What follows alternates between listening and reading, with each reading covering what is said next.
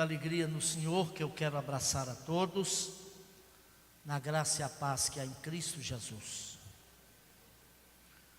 Louvar a Deus pela oportunidade de estarmos juntos, uma vez mais, como alunos assíduos da nossa abençoadora Escola Bíblica Dominical. Nesse trimestre, estudando essa série de lições,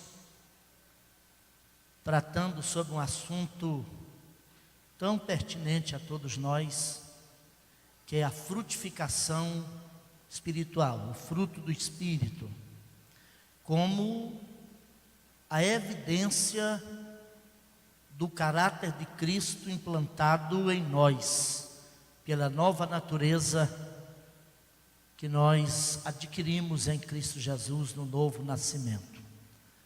Abraçar a todos aqui presentes, mas também aqueles que nos ouvem, que nos acompanham pela rede internacional, pela web, pela internet. Dizer que certamente o Espírito de Deus não nos trouxe aqui em vão, pois Deus é um Deus de propósitos.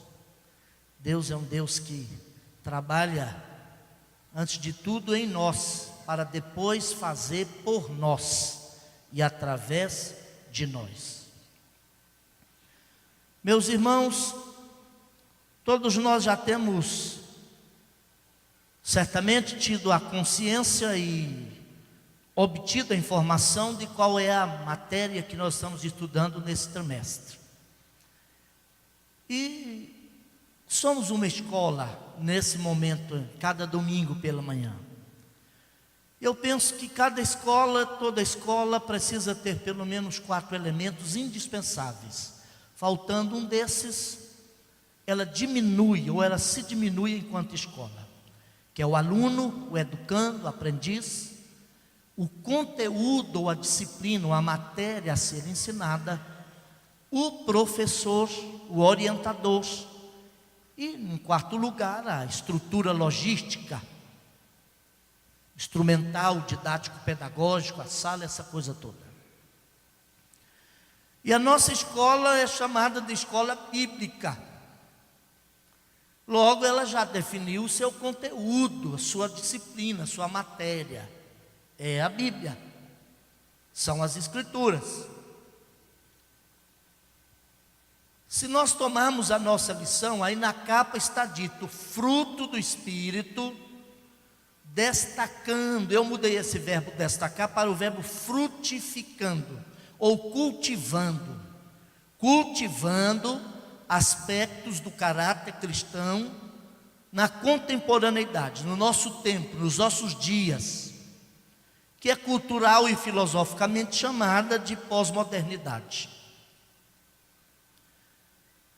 Eu penso que para entender isso, a gente tem que voltar uma vez mais a Gálatas 5, versículo 16 ao 23, que eu passo a ler. Gálatas, capítulo 5, carta aos Gálatas, capítulo 5, versos de 16 ao 23. Diz-nos assim: digo, porém, andai no Espírito e jamais satisfareis a concupiscência da carne. Porque a carne milita contra o Espírito e o Espírito contra a carne, porque são opostos entre si. Para que não façais o que porventura seja do vosso querer. Mas se sois guiados pelo Espírito, não estáis sob ou debaixo da lei. Ora, as obras da carne são conhecidas, e são prostituição, impureza, lascívia, idolatria, feitiçarias, inimizades, orfias, ciúmes, iras, discórdias, dissensões, facções, invejas, bebedices, glutonarias e coisas semelhantes a estas, a respeito das quais eu vos declaro, como já outrora vos preveni, que não herdarão o reino de Deus os que tais coisas praticam. Mas o fruto do Espírito é amor, alegria, paz, longanimidade, benignidade, bondade, fidelidade, mansidão, domínio próprio. contra estas coisas não há lei. Eu acho que qualquer compreensão que busquemos dessa temática passa por esse texto aqui. E certamente, essas 4 primeiras lições, elas têm tudo a ver com essa questão do domínio de viver e existir sob o domínio da carne. E Paulo, pelo Espírito de Deus, muito inteligentemente, ele distingue a ideia, o conceito e o sentido desta palavra carne, que não tem a ver com tecidos humanos e nem com o nosso corpo. Aliás, ele chega também pelo Espírito a escrever na carta aos Coríntios, a primeira carta, dizendo que o nosso templo, o nosso corpo melhor, é o templo do Espírito Santo. Em Romanos capítulo 7, em um momento que ele está escrevendo sobre a natureza humana caída, e ele é muito cuidadoso, dificilmente você encontra Paulo se autoelogiando. Numa única vez que ele o fez, ele falou: estou falando como um insensato, como alguém fora de mim. E ele vai dizer, isto é, no meu corpo. Ele ia dizer, no meu corpo. Aí ele falou, isto é, na minha carne não habita bem algum. Então o que é carne? Carne é um termo usado pelo Espírito Santo, através dos autores sagrados, especialmente Paulo, para referir-se à nossa natureza humana caída. Aquilo que a gente herda, aquilo que a gente traz, desde os nossos primeiros pais, com aquele fato histórico, cósmico, pessoal, espiritual, mas também psíquico e social, chamado queda, que a Bíblia também chama de o pecado, assim no singular, o pecado. E Paulo escreve essa carta aqui para trazer aos cristãos, especialmente aqueles que haviam chegado à fé vindo do judaísmo, que por alguma razão não entenderam adequadamente essa questão, essa natureza inerente ao homem, porque homem, enquanto gênero humano, e imaginava poder dominar a carne mediante a preceitos da lei. Isso aqui, e era chamado aqui de legalismo. E o legalismo, consciente ou inconscientemente, nos aprisiona atrás das grades do medo. Mas aí na parte prática dessa carta, capítulo 5 e 6, inclusive esse texto que nós lemos, ele vai elucidar para a gente aqui, que há 2 domínios: ao domínio da carne e ao domínio do espírito. Tudo vai depender sob que domínio eu estou vivendo. Ele vai usar uma expressão nessa carta, desde o capítulo 2, versículo 20 ao 22, dizendo que ele vai chamar para a primeira pessoa e dizer: eu estou crucificado com Cristo. Esse velho homem precisa estar crucificado lá. E é algo assim, eu não diria paradoxal, mas que exige da gente uma compreensão. A gente é salvo, e não apenas estamos salvos, nós somos salvos em Cristo. Mas essa salvação que já é nossa por posse, mediante a fé que nós expressamos em Jesus, submetendo-nos a Ele como Salvador e Senhor da nossa vida, aceitando o sacrifício da cruz, Deus creditou em meu favor, em seu favor, a justiça que não é nossa, é dele, e pegou a nossa ficha e carimbou lá: justificado. E justificado é uma palavra que Paulo toma emprestado do mundo jurídico, do mundo das leis. Justificação é de kaiosis, exatamente absolver. É um ato da parte de Deus que não necessariamente muda a gente, muda Deus em relação a nós. Que depois que Deus acredita a justiça de Cristo em meu favor, Deus olha para mim e para você e nos enxerga perdoados. Agora nenhuma condenação há para aqueles que estão em Cristo Jesus. Isso é uma verdade. Mas, embora justificados e perdoados por esta obra extraordinária de Cristo, nós ainda vivemos no corpo do pecado.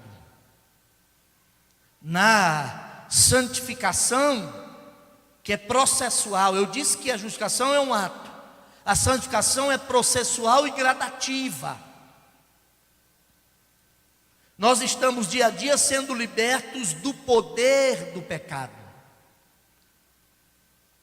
mas nós não seremos libertos do corpo do pecado, senão até aquele dia da glorificação.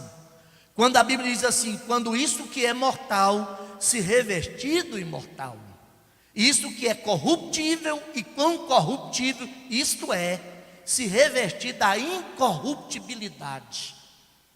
Aí Paulo até chega a dizer: naquele momento será tragada a morte pela vitória. Mas entre o agora e o então, aquele então futuro tem essa trajetória aqui da caminhada. E aí tudo vai depender, não necessariamente da tecnologia em si, porque ela é neutra. Assim como também nós vamos falar daqui a pouco e aplicar algumas verdades da lição aqui, que esse texto aí vocês já têm. Nós vamos tentar elucidar alguma coisa a mais. Nem mesmo a sexualidade, ela não é má em si mesma. Tudo vai depender em que domínio eu e você estejamos vivendo. Sob que domínio? Se é sob o domínio da carne, dessa natureza, que por alguma razão desceu da cruz e passou a exercer um domínio maior sobre nós, sobre o homem, ou sobre o domínio do Espírito. E eu coloquei aqui, a vida cristã é caracterizada por um constante conflito e um combate entre a carne e o Espírito. Quando o Espírito controla o nosso corpo, a nossa natureza, passamos a andar, portanto, sob o domínio dessa operação espiritual, da operação desse Espírito. Mas, se negligenciarmos isso, entregamos o corpo ao controle dessa natureza pecaminosa chamada carne, aí andamos segundo os desejos e a concupiscência que são próprios desse instinto animalesco. E aí a gente sabe, qual é a nossa proposta? Estudar fruto do Espírito, evidenciando por meio desse fruto do Espírito na nossa vida, caracteres e aspectos do caráter de Cristo, que dia a dia, mediante a caminhada da fé e o crescimento espiritual, a gente vai adquirindo, e à medida que eu expresso isso na vida, eu vou revelando que de fato eu sou filho de Deus, porque tem um ditado aí fora: filho de peixe, peixinho é. Em Adão, todos nós caímos. Em Jesus Cristo, nascido de novo, há um outro potencial, e a gente está caminhando até o dia que vamos chegar à estatura de varão perfeito, à plena varonilidade de Cristo Jesus, nosso Senhor. Cristo não quis certamente, e de fato, erguer a cruz nos portais do Éden. Não foi junto aos portões do Éden que a cruz e o Calvário se ergueu. Foi milhares de anos depois, para que o homem pudesse, pela revelação da Bíblia, os fatos da história e a realidade inegável da existência humana, reconhecer o quão necessitado de Deus ele é, e que se ele viver no domínio da carne, ele só vai operacionalizar, fazer obras da carne, porque obra é aquilo que você faz, fruto é aquilo que a gente produz. Por isso que nesse texto aqui, o Espírito de Deus leva Paulo a falar primeiro de obras da carne, Depois o fruto do Espírito, não é do meu espírito, nem do seu, do Espírito de Deus. Em Adão eu só vou produzir essas obras. Em Cristo eu me lanço, eu me entrego, eu me ofereço ao Espírito de Deus, e esse Espírito de Deus produz sobrenaturalmente esse fruto com essas qualidades na minha vida. O desenvolvimento desse fruto é paulatino, aliás, é natural, é gradativo, e a sua maturação também é gradativa. Eu penso que a gente precisa entender isso, porque vocês ouviram lendo e leram comigo, certamente. Diz aqui, olha, que nós não vivemos debaixo da lei. A nossa velha natureza não obedece lei alguma. Por isso que o homem, e aí a história está aí para provar, os códigos, as constituições, as leis restringentes que restringem ações do mal. E não obstante a multiplicidade de leis e códigos e proibições, o homem, enquanto ser, não está melhorando. Porque ele precisa não apenas de uma reforma educacional apenas, isso é bom, como coadjuvante. Esse homem precisa de transformações nos porões da sua alma. Stanley Roth chegou a dizer que a doença da qual sofremos desde o Éden não responde a tratamentos cosméticos. Não dá para melhorar da cara para o interior, tem que começar do interior para refletir na cara.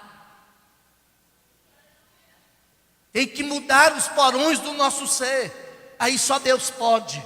Mas a Bíblia, a palavra de Deus por Pedro, capítulo 1 da sua primeira carta, versículo 3, vai dizer: bendito, isso é uma doxologia, isso é uma glorificação. Bendito seja o Deus e Pai de nosso Senhor Jesus Cristo, que nos gerou de novo para uma viva esperança. O que é gerar de novo? Levar outra vez a nascer, não da carne, não da operação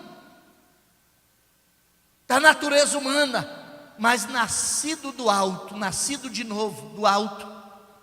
Bendito seja o nome do Senhor. E é por aí que a gente vai procurar aplicar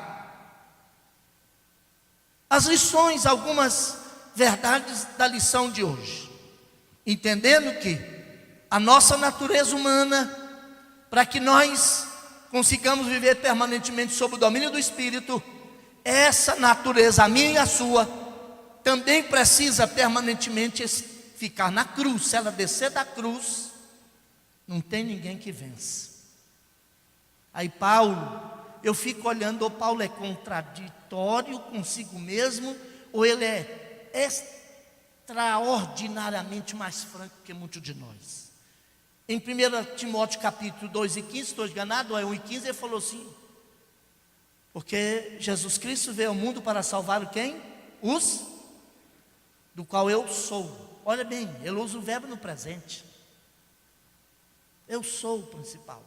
Romanos 7 ele chega a dizer, analisando essa batalha, porque nessa ideia de não perceber isso, no capítulo 6 ele teve que dar uma resposta a um grupo que dizia: já que aonde abundou o pecado superabundou a graça, é fácil, então pequemos para que haja mais graça. Enquanto mais pecado, mais graça. Ela falou: não, senhor, isso é antinomia, porque conquanto eu não estou debaixo da lei do Antigo Testamento como causadora da redenção, agora eu estou debaixo da lei de Cristo.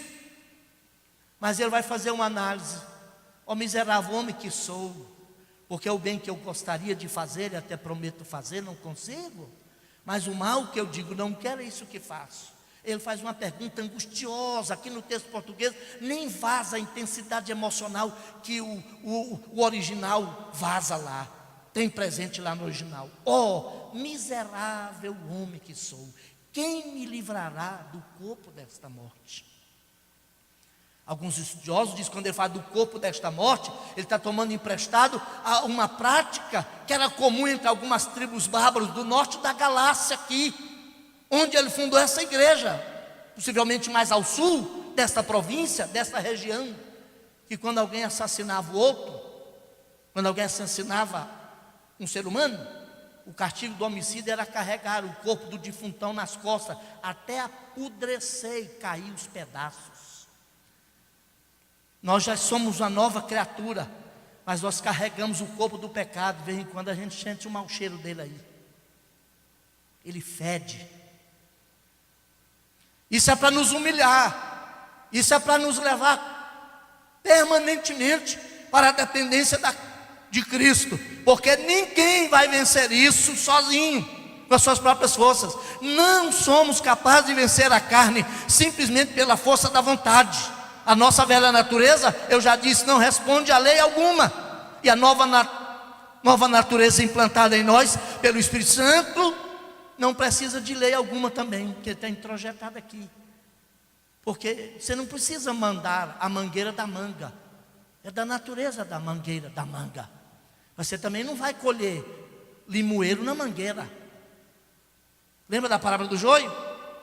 Alguém semeou semente lá na sua lavoura, e a Bíblia diz assim, e um inimigo, não é o inimigo. Todas as vezes que a Bíblia usa a palavra ectros ou roponeros, fala de Satanás, o inimigo maior, que é inimigo de Deus e também se tornou inimigo de tudo que é de Deus na terra, inclusive de você. Mas é um inimigo, semeou joio lá. E os agricultores e os trabalhadores falaram, olha, nasceu o joio lá no meio da lavoura. Só que aqui nós vamos lá e arranquemos. Ele falou, não, dá um tempo aí.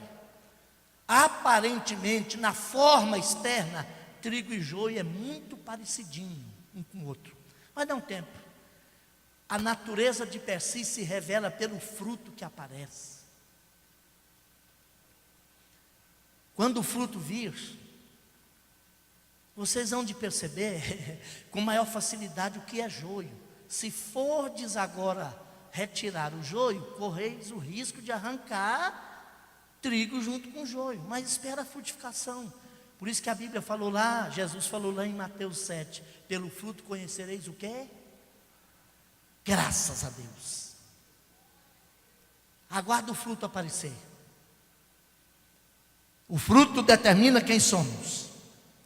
E de repente, o que nós precisamos entender é que se eu morri com Cristo, a minha velha natureza está crucificada. As obras da carne que se evidenciam em 3 áreas específicas, ou distintas, ou principais. Pecados da sensualidade, aí tem a ver com a nossa lição de hoje. Nós vivemos numa sociedade exageradamente erotizada, sensualizada, que se tornou cativa do sexo ilícito. Desde Freud para cá, com aquela parafernália toda que ele fez lá de complexo de Elétra, não sei de mais do que, de Édipo e não sei mais das quantas, que passou a entender que a sexualidade é a força central da vida humana. Não é à toa também que a pornografia hoje é a maior indústria do mundo, ganha inclusive em termos de arrecadação da indústria bélica. Sabe por quê? Porque elabora e é alimentada por aquilo de pior que o ser humano tem, a sua natureza.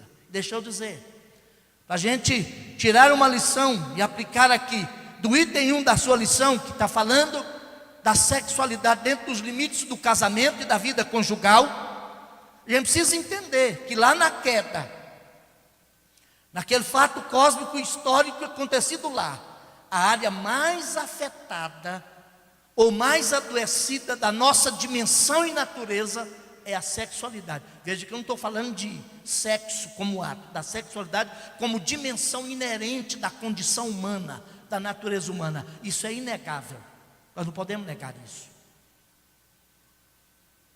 Não é à toa, alguns autores têm escrito ultimamente alguns livros enumerando certos movimentos ideológicos e filosóficos e até de compleição religiosa da nossa contemporaneidade, da nossa pós-modernidade, como o ressurgimento do antigo paganismo. Por exemplo, o homossexualismo como movimento, ideologia, é o ressurgimento do paganismo antigo. Sabe por quê?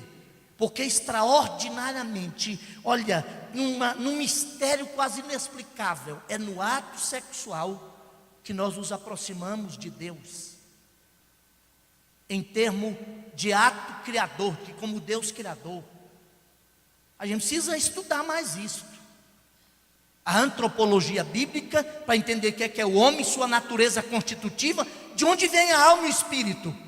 Tem gente que pensa assim, não, para cada bebê gestado no ventre de uma mãe, Deus cria uma alminha nova e manda para ela. Isso é uma infusão. Outros pensam assim, não, tem um mundo de alma penada povoando esse mundo cósmico aqui, esse espaço sideral, esperando um corpinho ser gestado. Também isso não é bíblico. Isso é tão extraordinário. Por esta razão, toda religião pagã, todo ídolo, em alguma medida, mais intensamente ou não, foi a tentativa do homem explicar essa parceria, ou essa conspiração do ser humano com Deus, de capacidade de perpetuar o ser humano na sua totalidade. Deus botou em cada um de nós o potencial de perpetuar o espírito, a alma e o corpo. Não tem alma penada esperando o corpo ser gestado por aí, não. Porque você lê Gênesis capítulo de número 5, aliás, se a gente voltar antes, vai entender que Deus criou e Deus formou. Teve um ato criador. Eu gosto disso porque está aqui. Isso já justifica, aplica essa item 1 da nossa lição. A sexualidade é inerentemente boa lá na sua origem, porque foi Deus quem nola deu. O deu ela a nós. E desde o início a Bíblia vai dizer, e criou Deus o homem conforme a sua imagem, conforme a sua semelhança, macho e fêmea. Eu gosto disso. Eu gosto desse pronome plural. Que se fosse esse pronome no singular, ou mesmo ele tivesse omitido lá no texto, nós teríamos dificuldade para dar resposta a esse neopaganismo que toma conta do mundo pós-moderno hoje e está gerando uma série de adoecimentos aí que todos nós percebemos. Macho e fêmea os criou. E antes da queda, está dito aí na lição, Deus disse, crescei e multiplicai. Mas teve um ato formador. Eva já estava criada em Adão? Estava criada em Adão. Deus não criou Eva depois, Deus formou Eva depois, mas já estava criada em Adão. Macho e fêmea os criou.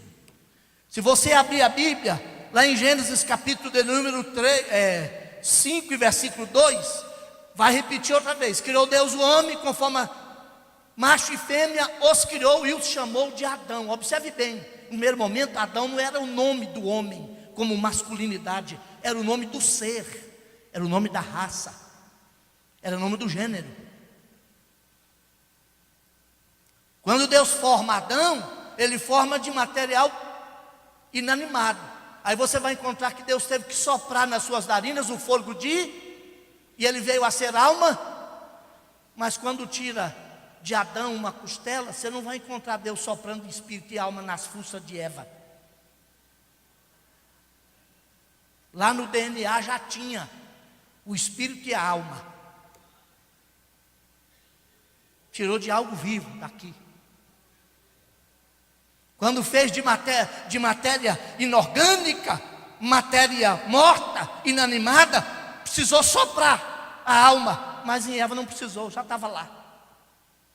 E eis a razão, porque depois da queda, a área mais adoecida, mais afetada as consequências da queda da sexualidade, eu não preciso dizer mais, o senhor já sabe isso.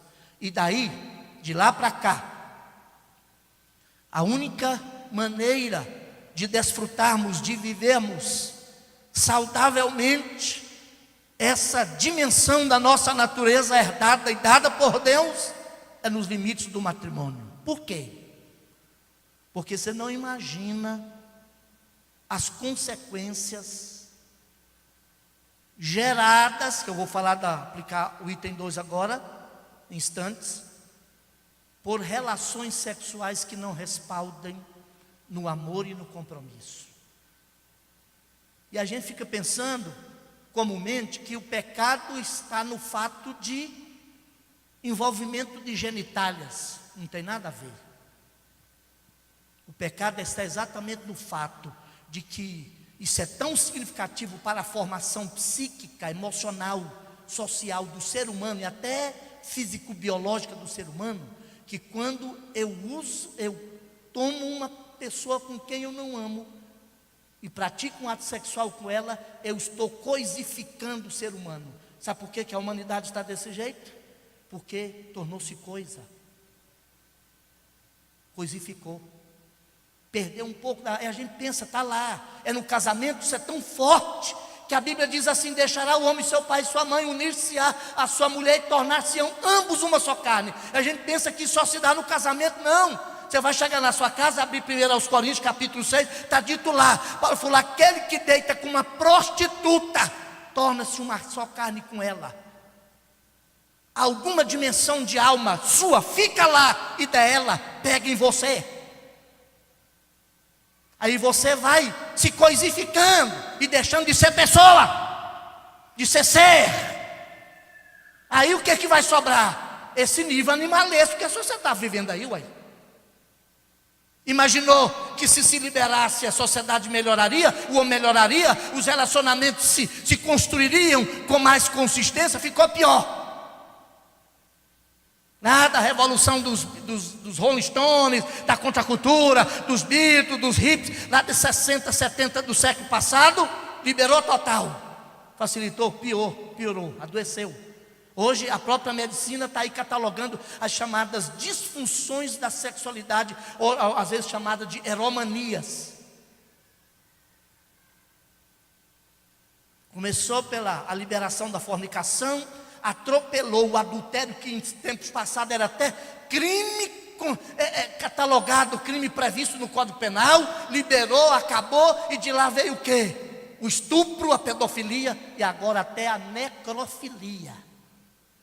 Imagina que isso é um fosso, que não é uma escada, uma espiral descendente que não tem fundo. Vez por outra a polícia de algumas capitais aí tem que prender elemento maluco, que fica de butuca lá na porta do cemitério, esperando sepultar o corpo de uma atriz, ou de uma modelo famosa, ou de um modelo famoso, e viola o túmulo, e faz sexo com defunto. Daí a palavra necrofilia, amor com morto, sexo com morto. Imagina onde chegou. Então, a única forma de viver saudavelmente esta área da nossa vida é no casamento, porque lá o compromisso do amor, há o respeito íntimo, e não há possibilidade da gente se coisificar, da gente se tornar uma massa cinzenta, sem forma. Mas o item 2 da lição, eu quero aplicar uma verdade aqui, já para começar, partir para a conclusão. Aqui está falando a ação da pornografia. Eu coloquei aqui as consequências terríveis da prostituição e os males que ela promove na alma e na sociedade, na alma do indivíduo e na sociedade. Engraçado que se o fruto do Espírito começa com amor, é a primeira palavra lá, mas o fruto do Espírito é. Eu consultei lá bem umas 30 versões da Bíblia que eu tenho lá dentre as outras, para ver se alguma delas colocava o fruto no plural. Tem 4 textos diferentes do original grego lá em casa. O receptus, o nestro e outros textos é sempre no singular. Rocarposto pneumato, está lá no texto original. O fruto do Espírito. O fruto é um, com 9 qualidades. Qual a primeira qualidade? O amor. Mas a primeira obra da carne é exatamente a prostituição, porque foi lá o pior adoecimento. Prostituição, da onde vem, e a palavra no texto lá é porneia, da onde veio pornografia, sim. Que males são esses? A lição vai colocar aí, que a letra 2.1, que a prostituição tem um poder um poder altamente viciante.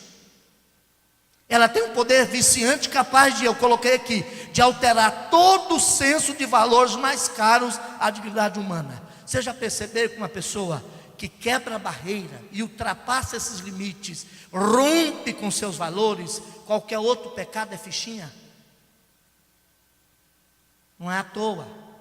E olha que eu acompanhei e acompanho isso até hoje, mas lá em São Paulo eu trabalhei por quase 5 anos como assistente espiritual naqueles presídios todo por ali. Conheci o doutor Osmania, ele me deu um livro autografado, quando ele escreveu um livro, O Pavilhão 9. Osmania era um sujeito que tinha uma psicopatologia, era o aluno número 1 do livro Pitangui. Pitangui pretendia fazer dele o seu sucessor na área de cirurgias estéticas. E ele começou a matar pessoas na mesa de cirurgia, vindo de uma distorção da sexualidade iniciada na sua segunda infância. Lembro até hoje que ao ler um livro dele, lá tinha uma frase: condena à morte as ovelhas aquele que poupa a vida dos lobos. E eu falei com ele por algumas vezes, ele falou: esse lobo aí sou eu. Sujeito intelectual como ninguém. Tem uma casa de prisão lá em Taubaté, chamada Casa de Custódia, de lá ninguém nunca conseguiu sair. E foi uma equipe lá fazer uma manutenção numas coisas lá, e ele comprou, tinha muito dinheiro, vendia muito livro, muitos direitos autorais, uma família nobre do Rio de Janeiro. Comprou um mecânico, trocou a roupa com o mecânico, botou o macacão com a cara cheia de graça, tem 7 portões para sair. Ele já estava ganhando o segundo para ganhar a rua. Um cara olhou assim: isso não é mecânico. Falei com o Francisco Motoboy, aquele que matou aquelas 14 moças lá no parque do estado de São Paulo. E ele me contou a história macabra, horrível. Pais alcoólatras, filho de mãe solteira, que tivera diversos pais e maridos dentro de casa. Começou a ser espancado desde os 6 anos de idade, mas aos 8 anos foi estuprado por um padrasto. Saiu daquela situação, foi morar com uma tia que tinha um terreiro de macumbaria no fundo de sua casa. E ele era obrigado a estripar animais para ajudar a tia a fazer o serviço espiritual. Por isso que está aqui uma das obras da carne, é feitiçaria. E você, às vezes, não para poder pensar. A palavra feitiçaria vem da mesma palavra farmaqueia do grego, droga e farmácia. De onde vem a palavra farmácia? Farmaqueia, feitiçaria. Envolve essas coisas todas. E aí, dessa situação para tornar-se um psicopata, um sociopata, foi um passo curto. A doença começou lá. Sabe? E aí a gente tem que entender e perceber que a maioria dos crimes passionais ou crimes tem alguma anomalia, algum adoecimento desta área, porque ela é central. Eu vou dizer para os senhores, não é matéria de hoje, mas pode ser que daqui uns anos a gente vai ter que parar para escrever sobre isso. Por que escute bem, por que Deus vem do céu à terra, faz um pacto com Abraão, um pacto incondicional, está primeiramente em Gênesis capítulo 15, depois repete no 17. Chama Abraão de uma cultura pagã, e a gente sabe pela história, arqueologia, antropologia, que estudou aquela região extremamente paganizada, inclusive nesta área, adoecida na área da sexualidade, da expressão sexual. E Deus pede para ele: olha, Abraão, a partir de agora, nesse nosso pacto, você vai assinalar a sua genitália com a circuncisão. Nós nunca paramos para pensar o porquê disso. Mas eu acho que, grosso modo, uma primeira verdade é que Deus está dizendo: se você não cuidar dessa sua área, essa área da sua vida é tão significativa e importante quanto a sua espiritualidade. O sujeito pode levantar defunto, o sujeito pode ter N dons espirituais, mas se ele tiver alguma doença, alguma anomalia nesta área, algum dia vai tudo para o brejo. Vai tudo para o brejo. E aí Deus está dizendo para ele: aprenda a lidar com essa área da sua vida. Mas as consequências terríveis da prostituição nessa processo de adoecimento do indivíduo e da sociedade, promove também a coisificação do ser humano, já falei, especialmente quando passa a deturpar o significado natural do sexo, vira uma selvageria. Rita Lee até cantou, sexo é selvagem, né? Mas nós estamos tratando de como, dessas lições, o fruto do Espírito, cultivando ou expressando esses valores na nossa vida cristã, esse caractere da vida cristã, nesse nosso mundo, nessa nossa contemporaneidade. Nós não podemos cair nesta onda aí.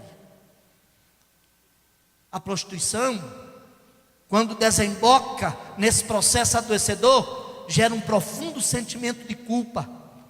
E a lição falou aí, gera também a negação, levando as pessoas a negarem, bem como a não admitir a necessidade de ajuda, passa a mentir, sobretudo para si mesmo e para os outros.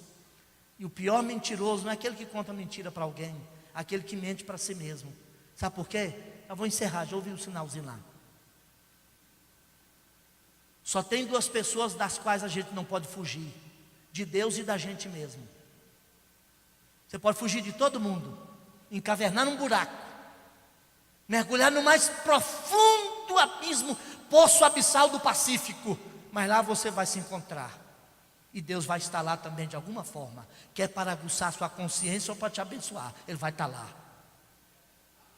Eis a razão porque isso tudo gerou uma sociedade disfuncional, uma cultura totalmente adoecida, porque quebrando esses princípios gera outros adoecimentos. As pessoas se entopem de drogas para fugir de si mesmo. As pessoas hoje não têm coragem de se olhar no espelho, elas fogem de si. E aí ela vive de balada em balada, porque o barulho ensurdecedor das festas os faz esquecer o grito da sua alma. E a gente está atrás de coisas, porque também está coisificado.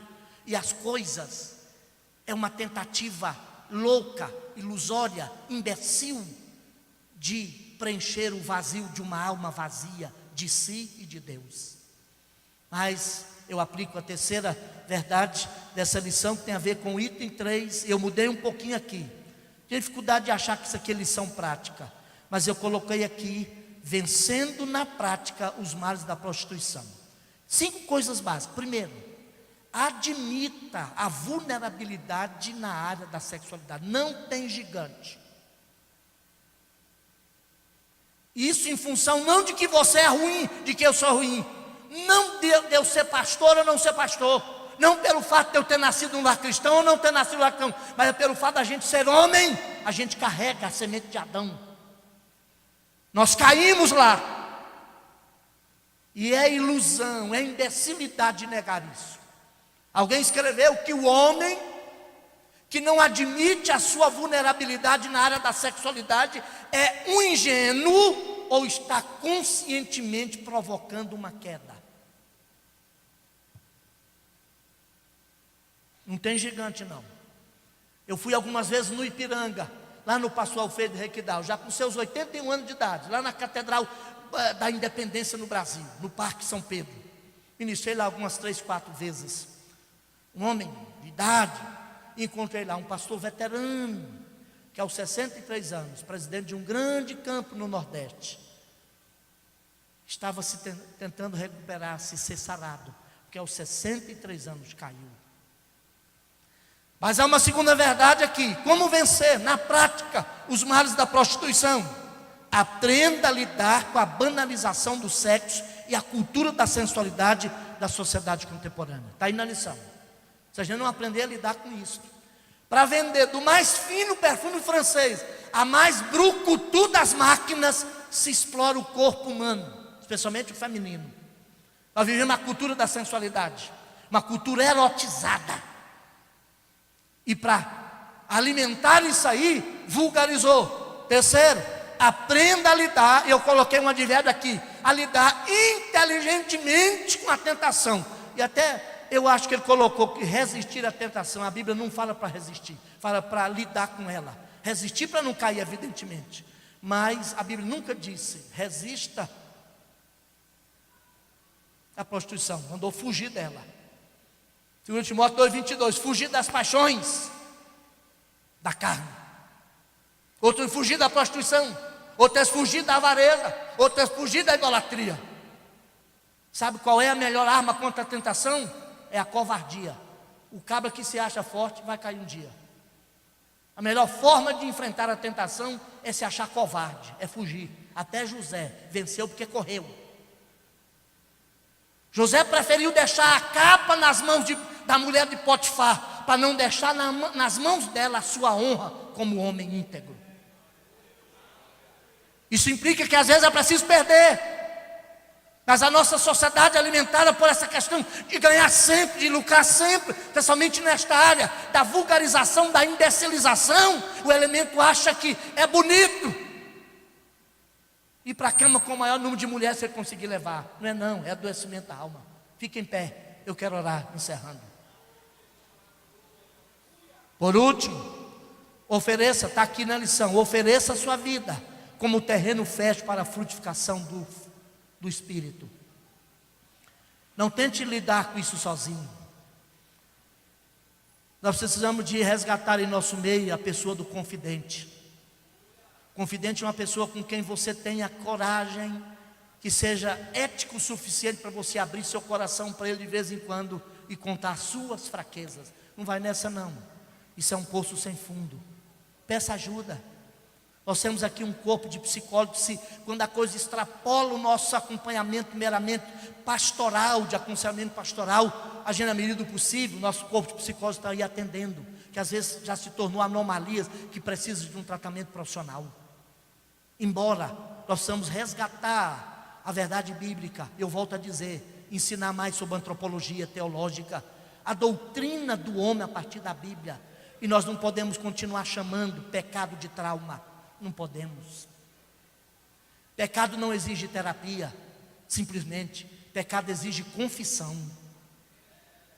Nós não podemos continuar espiritualizando e demonizando essas questões. A Bíblia não diz que isso é coisa de demônio, isso é obra da carne. Eu é que faço, eu que produzo. Isso não é demônio, não tem nada a ver com demônio. A Bíblia chama de obra da carne. Mas o Espírito Santo de Deus está aí. E Ele quer produzir na minha vida e na sua vida esse fruto glorioso do Espírito Santo. Eu não tenho em mim mesmo a força para produzi-lo, mas eu quero oferecer nesta manhã e ao longo da minha existência a minha vida como terreno fértil para que esse fruto nasça, viceje, frutifique e glorifique o nome do Senhor. Erga a sua mão comigo. Pai querido, nós reconhecemos que nós estamos numa batalha travada. Conquanto sejamos filhos de Deus, já redimidos, resgatados, justificados, comprados por alto preço, não obstante a isso, ainda vivemos do corpo do pecado. Há uma luta, beligerante luta entre o Espírito e a carne, que tentam lograr êxito. E Pai amado, ajuda-nos a alimentar-nos constantemente nesta palavra, guardando-a no profundo do nosso coração, fertilizando a nossa mente com ela, enchendo o nosso pensamento das coisas que são do alto, para que a nossa mente não se torne oficina do diabo, mas que a nossa mente seja uma arena onde o Teu Espírito Santo possa encontrar valores, preceitos, mandamentos, Pai Santo, para formar nosso caráter conforme o caráter santo de Cristo. Pai, guarda cada um dos seus filhos, guarda aqui as famílias da tua igreja, guarda cada um de nós, a fim de que nessa batalha nós sejamos vencedores. Espírito Santo de Deus, venha e assuma o controle de cada vida aqui, assuma o controle da nossa vida, e de nossa parte nós vamos oferecer a nossa vida como solo, onde o fruto haverá de crescer, e nós vamos aguardar até o glorioso dia em que haveremos de estar com o Senhor, já transformados e libertos da presença do pecado e do corpo do pecado. Fica conosco nessa batalha em nome de Jesus. Gente, muito obrigado. Tome o seu lugar.